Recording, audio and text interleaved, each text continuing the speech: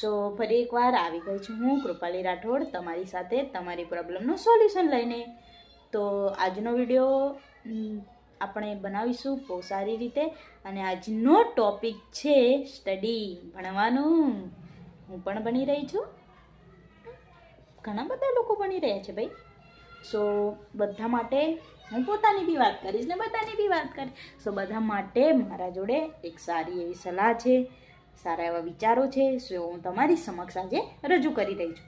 સો વાત એમ છે કે ભણવાનું, જ્યારે ભણવાનું આવે ત્યારે બધા નથી એવા હોતા કે બધા ગુડ. કેટલા લોકો કેટલું સારું એવું ભણે છે, કેટલી સારી હાસિલ કરે છે, પોસ્ટ છે, જગ્યા છે, અને સારું એવું અચીવમેન્ટ બી કરે છે. પણ અમુક લોકો હોય એવરેજ ને ભણતા હોય પાસ.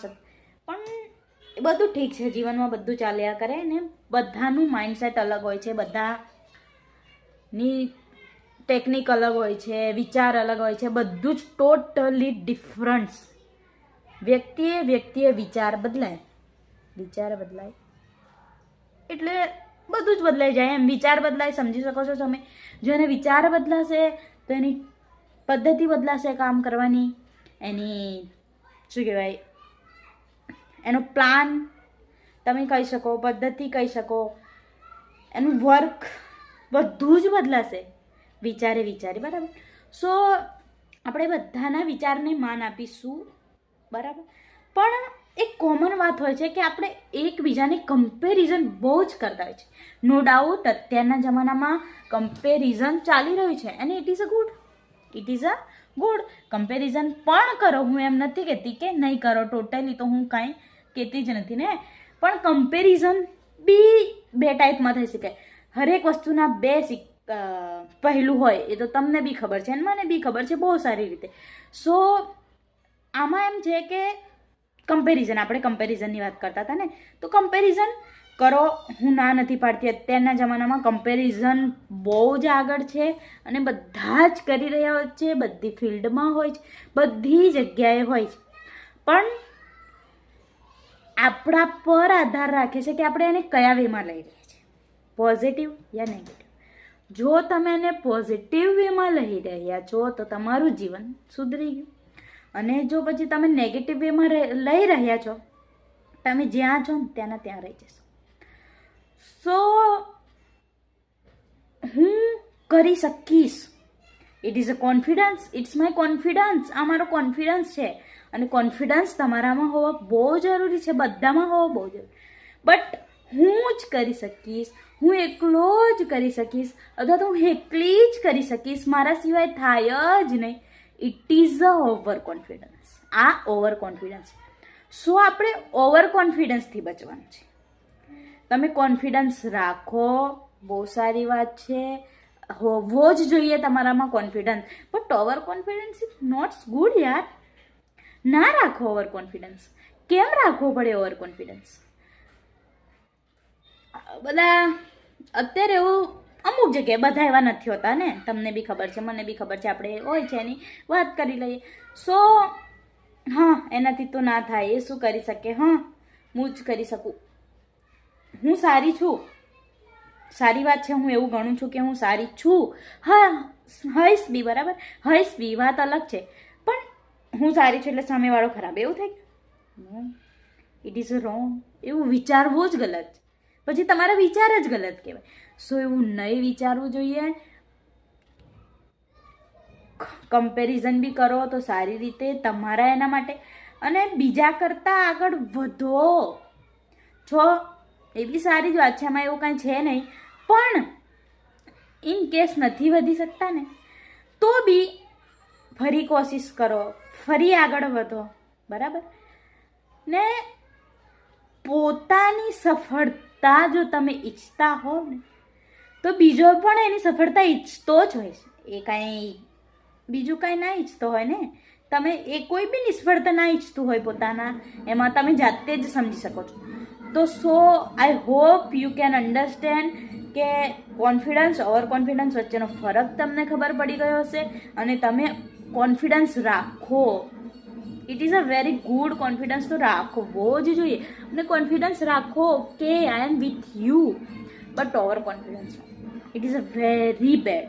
સો એ જ કહેવું હતું મારે. અને બીજું એક વાત તો એ કેવી હતી કે હા કીધી ને હું સારી છું, વેરી ગુડ, હોઈશ હું, પણ સામેવાળું ખરાબ છે નહીં એવું નહીં વિચારો.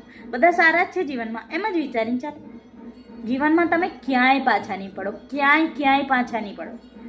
આ વાત તમે અને પોતાની કાબિલિયત પ્રમાણે આગળ વધશો ને બહુ સફળતા મેળવશો જીવન, બહુ આગળ વધશો જીવનમાં, સાચે. સો પોતાની કાબિલિયત છે ને પોતાનામાં, એના કરતાં બી સારું કરવાનો ટ્રાય કરો. પહેલાં એમાં આગળ વધો ને પછી બીજા કરતાં આગળ વધવાનું વિચારજો. બીજું તો કાંઈ છે નહીં. ભણો શાંતિથી. ભણવાની બી વાત છે, આ બીજી બી વાત આવી ગઈ કે કોઈ બી ફિલ્ડમાં તમે ભણી બી લીધું છે કે કોઈ બી જગ્યાએ જો તમારે આવી રીતે ઓવર કોન્ફિડન્સ નહીં રાખવો યાર. કેમ રાખવો પડે આપણને પોતાના પર જો કોન્ફિડન્સ ના હોય તો જ ઓવર કોન્ફિડન્સ આવે. એટલું ધ્યાનમાં લઈ લેવું તમારે. સો કોન્ફિડન્સ રાખીને આગળ વધો, પોતાનું નામ રોશન કરો, પોતાના ફેમિલીનું નામ રોશન કરો, માતા પિતાનું નામ રોશન કરો, એન્ડ બસ પોતાનું જીવન સુધરે એવું કાંઈ કરો. બીજું તો શું, માતાજી ભગવાનને એ જ પ્રાર્થના, તમારું મારું બધાનું સારું થાય. બાકી ક્યાં આપણને કાંઈ જોઈએ.